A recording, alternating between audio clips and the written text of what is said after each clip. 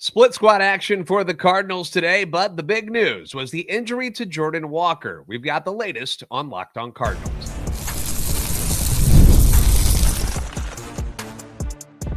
You are Locked On Cardinals, your daily St. Louis Cardinals podcast, part of the Locked On Podcast Network, your team every day. Hey there, Cardinals fans. I'm JD Hafford, and I'm your host for Locked On Cardinals, part of the Locked On Podcast Network, covering your team every day. You can follow me on X at JD Sports Radio. You can follow the podcast at LO_Cardinals. We're on YouTube. Be sure to click the like button. Don't forget, you got to subscribe. You got to comment as well to be a part of the show. Hit that notification button so you don't miss out on new episodes or shorts that we drop. Plus, we're also available on TikTok and Instagram at Locked On Cardinals. This is a show serving Cardinal Nation and giving the best fans in baseball all of the info about the birds on the bat. And boy, do we got some stuff to talk about today. The Cardinals took on the Mets and the Nationals in split squad action, and they were able to walk away with victories in both games, which is great news. Lots of things to discuss in both of these games, mostly positive, but the headline from today's game is not a good one. Jordan Walker, the Cardinals starting right fielder, a guy that, they're relying heavily on to be one of the big bats, to have a bounce back year for this offense so that they can become what they feel like they can be in 2025, had to leave today's game with left knee pain and will undergo further evaluation to determine the cause and the severity. Now, he did make an at-bat in his game today. He struck out, went out to the field, played, caught a fly ball, and didn't appear to have any issues tracking down the ball. But if you look back on the video, you can notice that he kind of grimaces a little bit and then was removed at the end of the inning. Derek Gould from STLtoday.com reports that Ali said that there is some soreness there and that the Cardinals expect to know more by Wednesday morning, and that Walker was scheduled to have some imaging done on his left knee to rule anything out. The initial diagnosis was just pain in his left knee, according to a team spokesperson. Ali declined to describe any concern until talking more with Walker and hearing back from the team's medical staff. Marmol said that the move during the game was made due to an abundance of precaution, which makes a lot of sense. Now, the strikeout dropped Walker's batting average down to 143 for the spring. He's 2 for 14. He's got a double. He's got 2 RBIs. He's also struck out 8 times.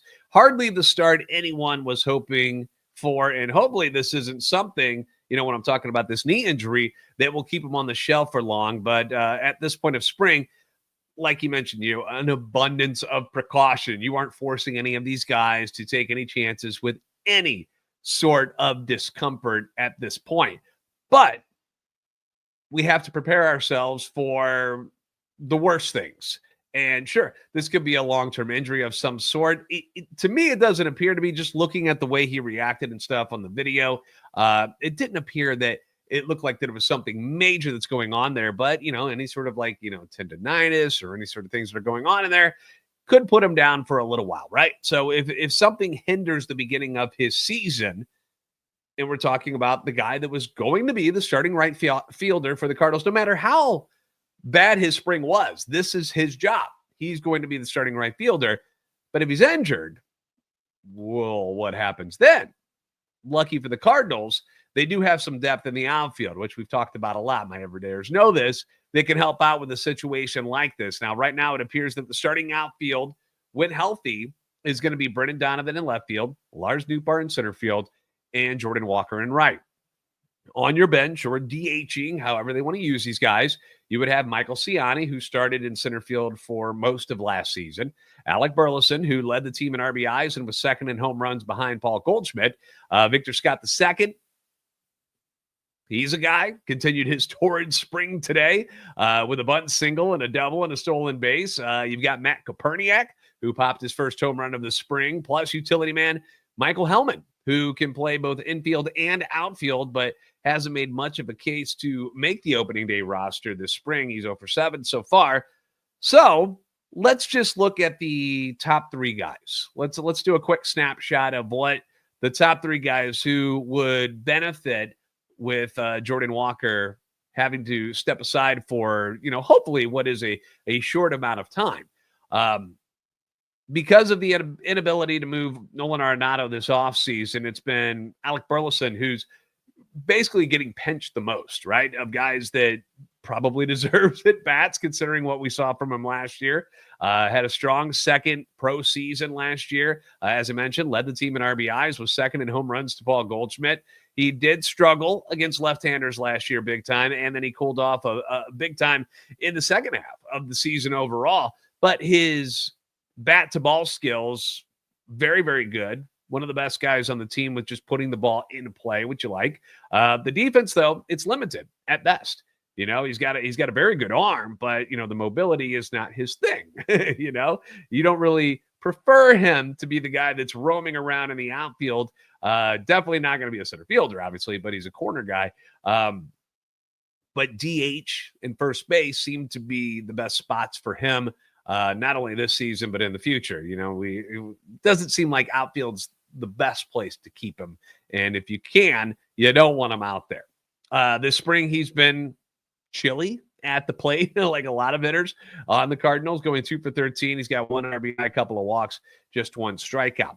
Michael Ciani, I was a huge fan of this guy, still am. Amazing on defense last year, but he offers very little upside offensively. Just being honest, like hitting is not Michael Ciani's forte, right?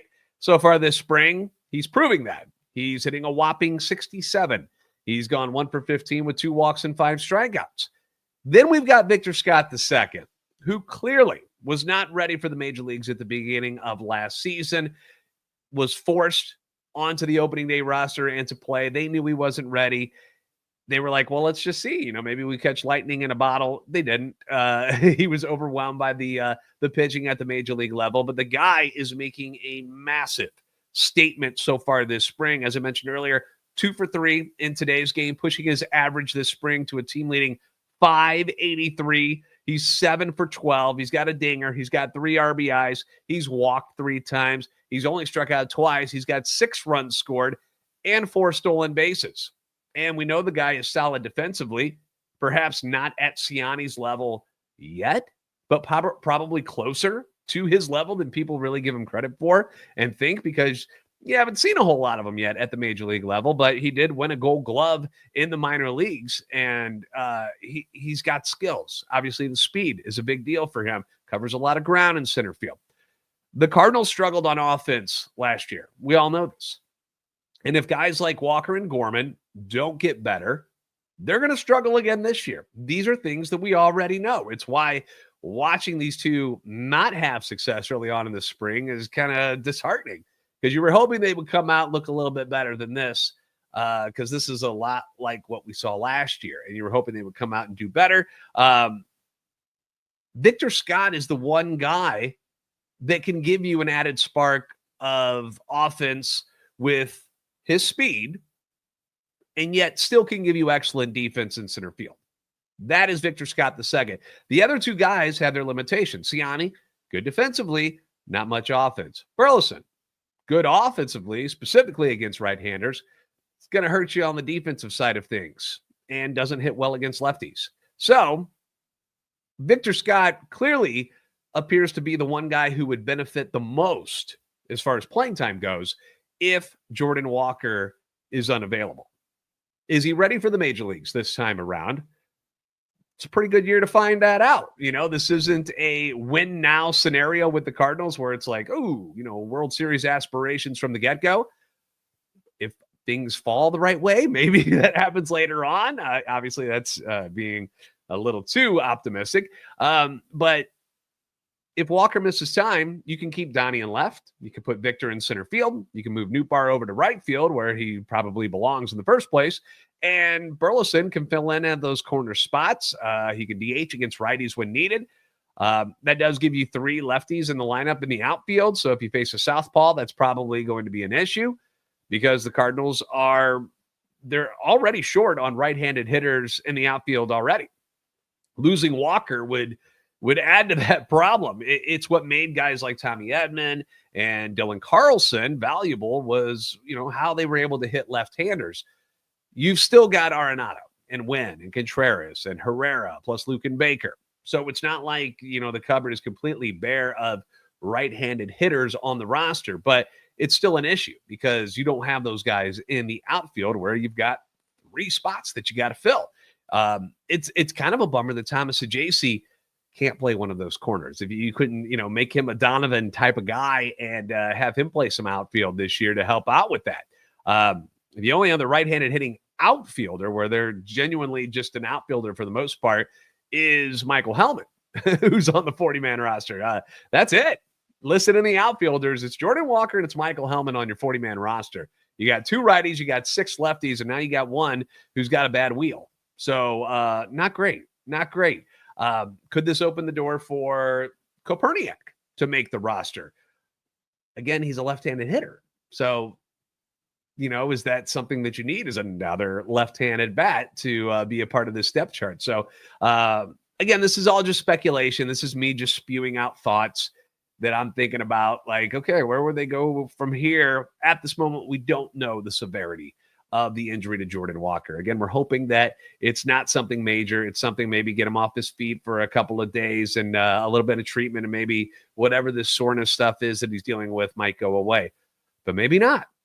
So leave me your thoughts and comments on how you would manipulate the outfield if Jordan's out at all. Do that in the comment section down below or on X at @LO_Cardinals. We're going to discuss today's games next. A lot of good things to talk about, which includes an excellent job done by the Cardinals pitching staff versus the Mets and the Nationals. We'll get into it next on Locked On Cardinals.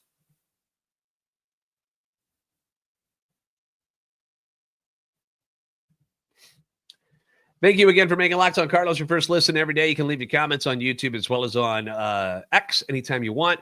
Your feedback is always welcome and encouraged. 1 day, 2 wins. You love to see that, right? That's being positive here, and allowing just 5 runs across 18 innings. Very impressive. And knowing that only 4 of those runs actually were earned and came off a guy who probably won't be on the roster anyway. Got to make you feel even better about what happened today against the Mets and the Nationals. So let's begin with the starters. 2 young pitchers who continue to impress, in Michael McGreevy and Andre Pallante. Let's start with the McGreevy side of things, who was with the road team taking on the Washington Nationals today. McGreevy goes 3 innings. He allows 1 single to Ahmed Rosario in the 3rd inning, but got 4 groundouts, 2 flyouts, a pop out, and a strikeout. He's now gone 5 innings this spring, has not allowed a run, has given up 1 hit, and has struck out 3. So in 2 appearances, he's retired 15 of 16 batters so far that he's faced and has done everything that you can ask of him. And as I've said since spring began, if I'm in charge, Michael McGreevy is in my rotation.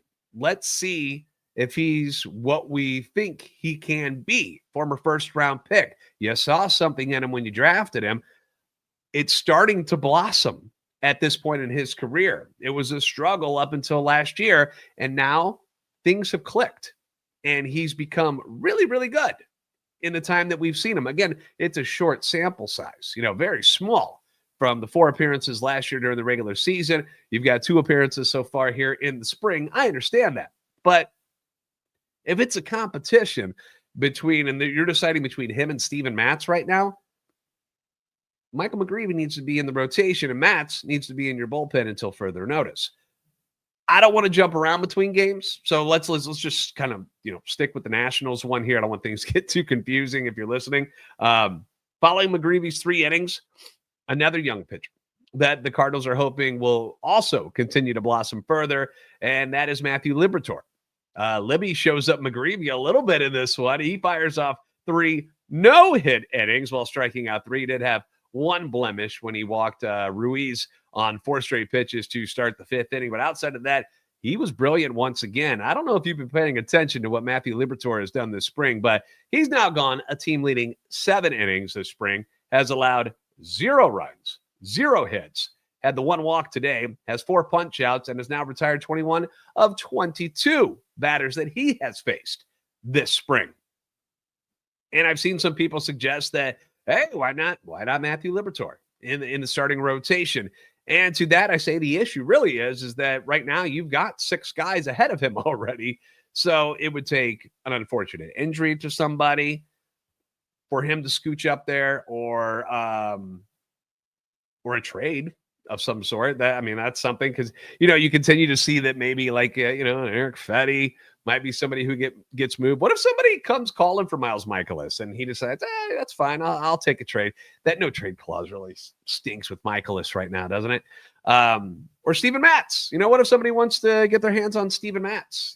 This is something that could happen, as injuries continue to kind of trickle down around the league with starting pitching. So some have also suggested that Michaelis and Matz going to the bullpen should be something that they look into. I just don't think that's something that's likely to happen. I don't think they first off, they still love Miles Michaelis. They love him as a person. They love him as a clubhouse guy. I don't see them saying, you know what, we're going to push you into the bullpen, man. I'm sorry. Steven Matz on the other side with the injury history and the fact that he's been in the bullpen before and has been successful there makes a lot more sense. I loved Libby in the pen last year. I didn't hide that fact. I will love him there again this year and hope that he continues to thrive in the bullpen. I'm not closing the book on him as being a starter at some point in his career, but at this very moment in the beginning of March of this season, bullpen. I keep him in the bullpen, and he's kind of like Maverick in the first Top Gun, where he's on ready alert in case something's go down, whether it's injuries, whether it's trades, if something goes down, then you're sliding him up the totem pole there. And perhaps then he gets some starts or he gets a spot start here. That right now, though, starting rotation is pretty healthy, which is good. I want him to keep it that way. When you got a healthy starting 5 or 6, then you're doing all right in Major League Baseball. The final 3 guys for the Cardinals against the Nats. You had veteran Nick Anderson, minor league camp pitcher Luis Gastelum, and then Nick Rajic. Now, Anderson had himself a rough day today, getting just 1 out. He allows 4 runs on 3 hits, 2 walks, and a strikeouts.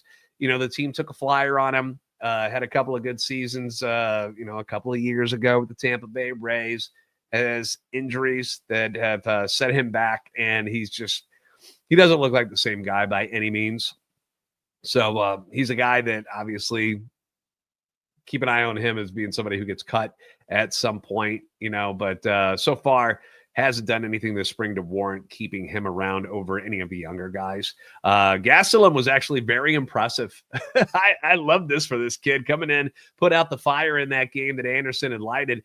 He gave up a single, but then he got back-to-back strikeouts. The last one against former number 2 overall pick Dylan Cruz, one of the future stars of this league, to escape the inning. And then you got 2 kind of meh innings from Max Rajic, who walked 3 guys, which you hate to see, did that in 2 innings, but was able to wiggle out of it, didn't give up a run. So he ends up picking up the W against the Nationals 6-4. Offensively, Lars Nootbaar had a big 2-run single. Thomas Sajaci ripped his first home run of the spring. That was a solo shot.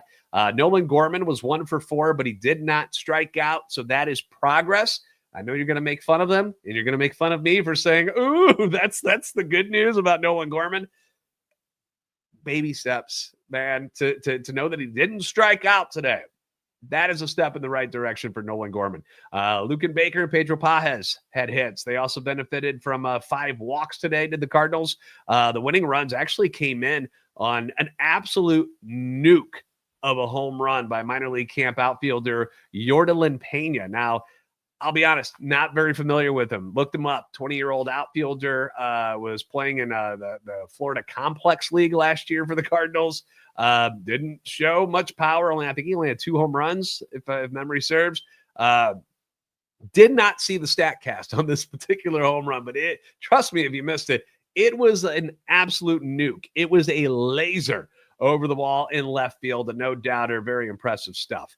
We're going to move on to the game at Roger Dean Stadium where the Cardinals topped the Mets. Andre Pallante, it was his time to shine against New York. We'll get into that next on Locked On Cardinals. When the game tips off, the NBA action is just getting started, and there's no better place to get in on it than FanDuel, America's #1 sportsbook. With FanDuel, you can place live bets throughout the game, so even if you miss the opening tip-off, no big deal. I'm somebody who is late for pretty much everything in my life, so opening tip-off, something I probably would make the mistake on, but it's okay. You can still bet on a fourth quarter comeback or anything else going on in the game. You can stay in the action with FanDuel. And if you're looking for a bigger payout, then you can combine your live bets into a same-game parlay and really score some big bucks. FanDuel makes NBA games even more entertaining to watch. Sure, you love to watch, your favorite players, LeBron and Luka, Shai Gilgeous-Alexander, Nikola Jokic, Jason Tatum. We love watching these guys, but winning money while watching them ball out, that is so much more satisfying. So you should try it. The app is very easy to use, and when you win, you get paid instantly. Right now, new FanDuel customers can get $150 in bonus bets if your first $5 bet wins. Just visit FanDuel.com to join today. That's FanDuel.com for your shot at $150 in bonus bets. Make every moment more with FanDuel, the official sports betting partner of the NBA.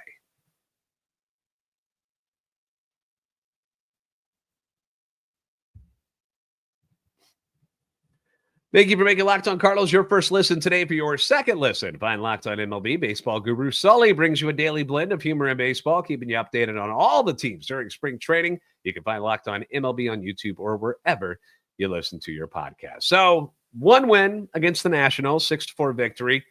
Then it was the Mets at Roger Dean Stadium with the Cardinals, the home team. Andre Pallante, pleasant surprise last year in the second half. So much the Cardinals said, bye-bye, Lance Lynn, bye-bye, Kyle Gibson, in hopes that what we saw from Pallante last year, it wasn't a fluke, and that he would continue to even get better from the guy that went 8-7 and an ERA at 3.56, six in the second half of last year. 20 starts for Pallante last year, and on Tuesday he looked good. He mowed through the Mets, tossing 3 shutout innings, allowing just 1 hit. He struck out 2 and did it on just 31 pitches. So very efficient. All 5 outs that weren't strikeouts were via the ground ball, which is when Pallante is on. You know it. I know it. Ground ball machine, which included getting Pete Alonso on a double play in the 3rd inning to erase the 1 single that he did allow against him. Much better outing. This is the Pallante we're used to compared to the one that we saw in his first start this spring when he allowed 4 runs on 5 hits and had 2 walks in just an inning of work against the Marlins. So very nice to see him rebound. Very encouraging. Following Pallante, you had a slew of guys that we're going to see in the bullpen for the Cardinals this year. Ryan Helsley, closer, allowed a hit, but threw 1 scoreless inning with a strikeout. He shaved his mustache, I do believe. I saw him in the interview. He was talking with the ESPN guys, and it appeared to me that he had trimmed the mustache off. If I'm wrong, let me know, but it didn't look like it was there anymore. Ryan Fernandez still has continued his outstanding spring with another shutout frame that included 1 walk and a punchy. Fernandez has yet to give up a run or a hit in 4 innings while striking out 7 so far for the Cardinals. Kyle Leahy, who is battling for a bullpen spot, he tossed 2 shutout frames, allowed 1 hit. He struck out 3. He's got 5 Ks in 4 innings this spring, allowing no runs and just 1 hit. Obviously, he's a guy that is, on the bubble. It's like him and the Chris Roycrofts and the Riley O'Briens all fighting for those final spots in the bullpen this year. And to find out who's going to take on that role that Andrew Kittredge had last year. So good to see Kyle Leahy coming through. Wrapping it up for the Cardinals pitching staff today, Cardinals number 3 prospect, Tink Hence.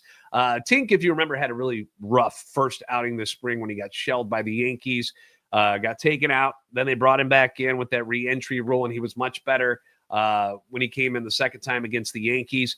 This particular outing wasn't without its warts. He did go 2 innings and allowed 2 hits, 1 earned run, thanks to a fielding error, so not his fault. He walked 1, did not have a strikeout, but it's a step in the right direction. It's not what we saw in that first half inning against the Yankees. So young right-hander, a lot of talent. He's learning. He's trying to get comfortable. We're not gonna bash him for not getting strikeouts, but it's an observation. Offensively, things were pretty quiet for a while for this offense. Jose Fermin drove in Brendan Donovan early on with a single in the 2nd inning, but it wasn't until the 6th when the Cardinals really kind of woke up. things got fun in that inning. Mason Wynn got his first hit of the spring. Attaboy, Mason. And he gave a nod to the gods and threw his hands up. Was like, thank you, in a joking way, because it's been a struggle for him this spring. Got a hit to break that slump. Was 0 for spring so far. And he even did an interview with the guys from ESPN in between innings, talking about it, how he was like, I asked for the ball as a souvenir, because it's so special to finally break this streak. He was having some fun with it.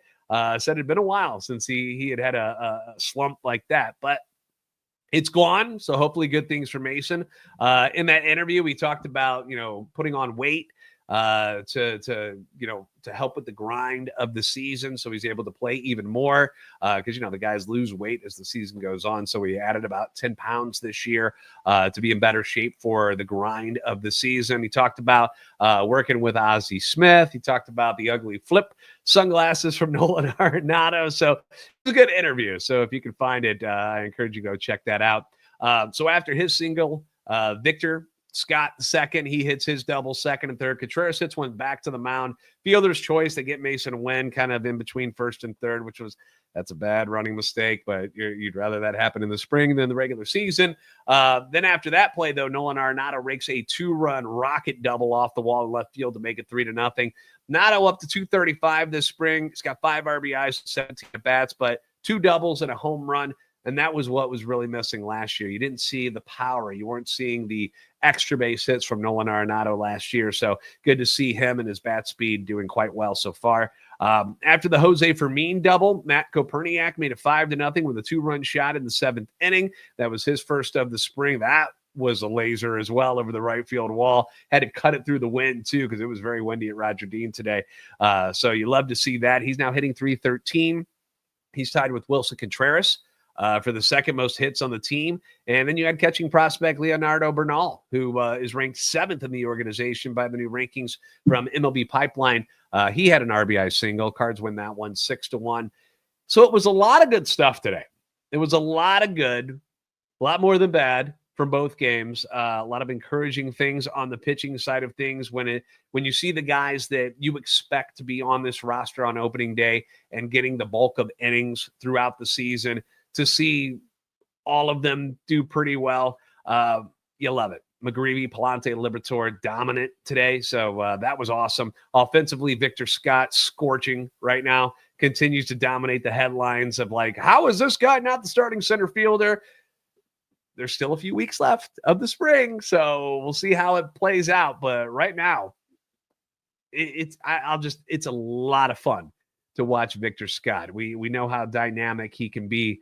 Offensively and defensively, running the base pass. So when a team that is struggling for offense like the Cardinals did last year, how do you not say yes to somebody like that in your lineup every day? So we'll see how it plays out.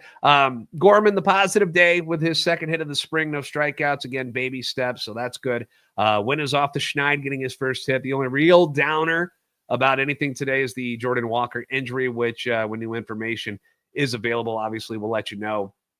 But as of right now, we're hearing soreness. He's getting imaging done. They're going to give me an update by tomorrow. But, we'll keep you posted. We're just, fingers crossed that it's nothing serious and it's something that, Jordan can work through here in a couple of days. So we'll find out. Cardinals face the Houston Astros on Wednesday. We'll see Sonny Gray on the mound, scheduled to get his first start of the spring on Wednesday. So looking forward to that. Thank you for making Locked On Cardinals your first listen every day. If you haven't already, give us a follow on X at @LO_Cardinals and at JD Sports Radio. We're on TikTok and Instagram at Locked On Cardinals. Plus, subscribe on YouTube and help our channel and our love for the Cardinals grow. You guys are the best fans in baseball for a reason. We'll see you next time on Locked On Cardinals.